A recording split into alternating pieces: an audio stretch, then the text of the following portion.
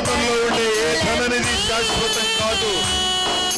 శాశ్వతము కావని ఎరిగితినే ఆత్మీయ ఐశ్వర్యము పొందుట కొరకే ఉపదేశ క్రమమొకటి మాకి. ఆత్మీయ ఐశ్వర్యాన్ని పొందుకో.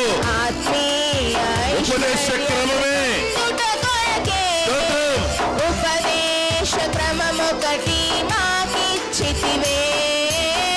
వందనాలు వందనాలు వరాలు పంచే నీ గుణ సంపన్నతకు వందనాలు. యేసయ్యా నీకు స్తోత్రమయ్యా. వరాలు యేసయ్యా నీకు వందనాలయ్యా. నీ గుణ సంపన్నతకు నీ ఉన్నతమైన గుణాన్ని బట్టి మీకు స్తోత్రం. త్యాగశీలతకు ఆమేన్. వశమైతినే అతి కాంక్షణీయ